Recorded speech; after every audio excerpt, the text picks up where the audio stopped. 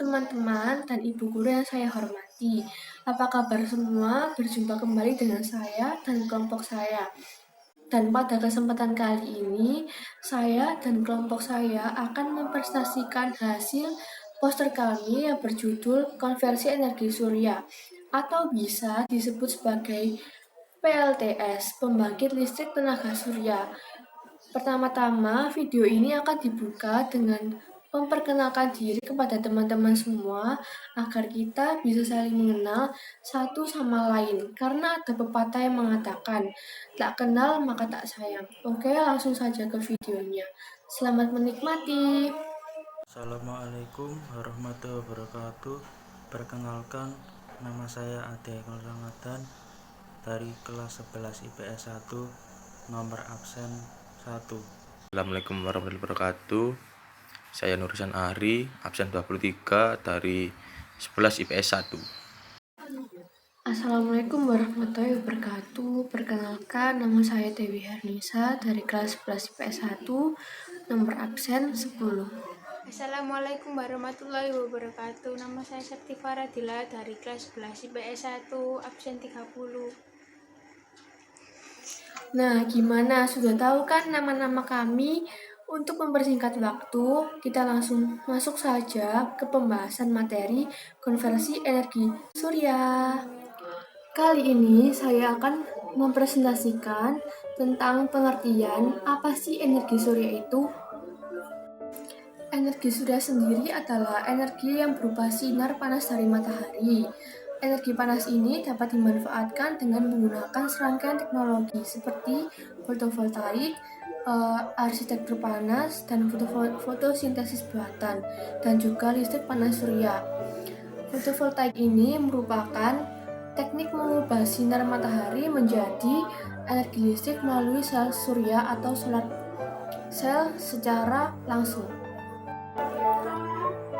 Bumi menerima panas matahari sebesar 174 petawatt radiasi surya yang datang di bagian atas dari atmosfer.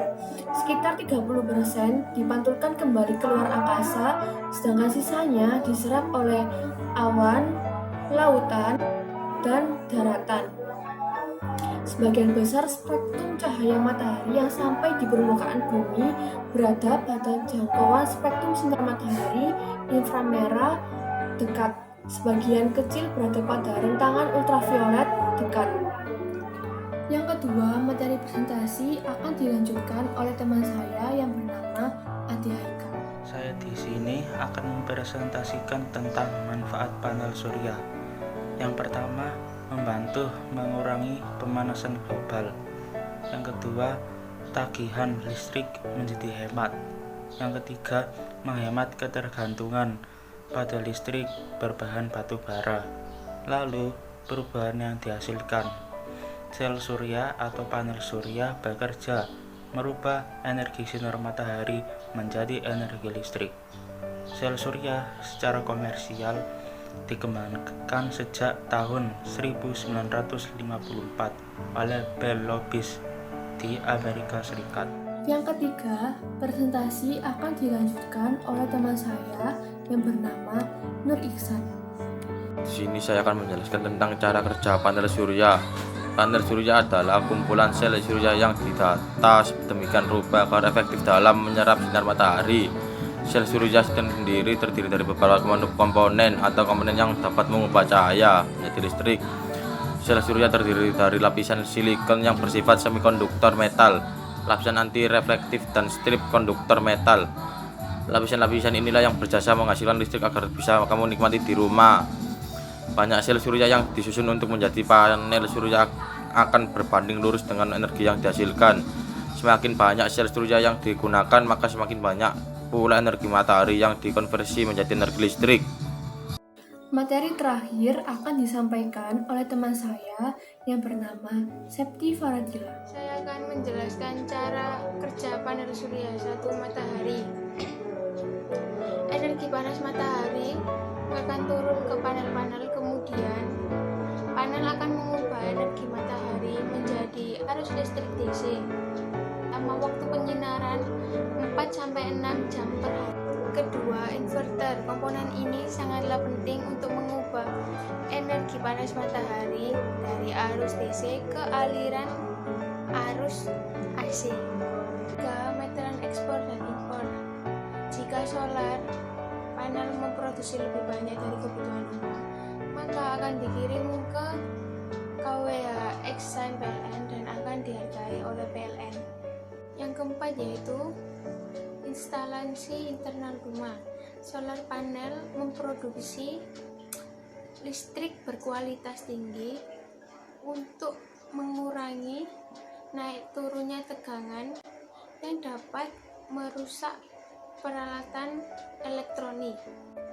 Jaringan listrik PLN setempat. PLN memasok untuk pemakaian di malam hari.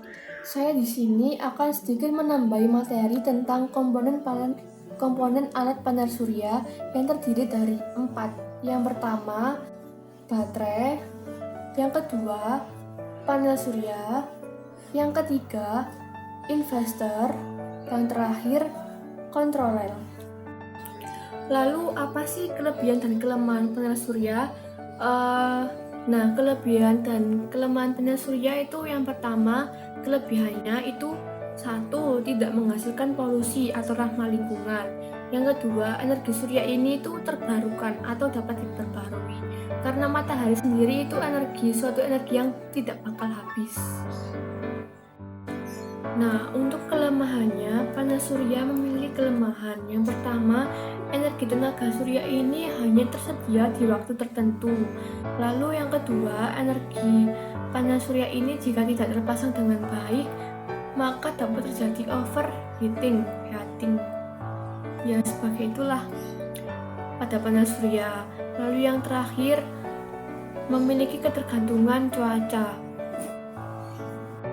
Memiliki ketergantungan pada cuaca ini maksudnya kayak saat mendung, kemampuan panel surya ini untuk menangkap sinar matahari tentu akan kurang karena kan matahari pada saat hujan kan tidak tampak, jadinya itu kayak ketergantungan cuaca.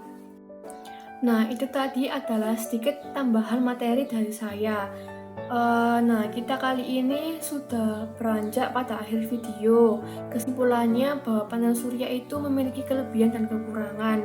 Jadi apabila kita atau teman-teman ingin memasang panel surya di rumahnya, sebaiknya dipikirkan terlebih dahulu karena panel surya itu meskipun bagus, tapi juga memiliki kekurangan. Semoga video penjelasan kali ini bisa bermanfaat untuk kita semua. Assalamualaikum warahmatullahi wabarakatuh.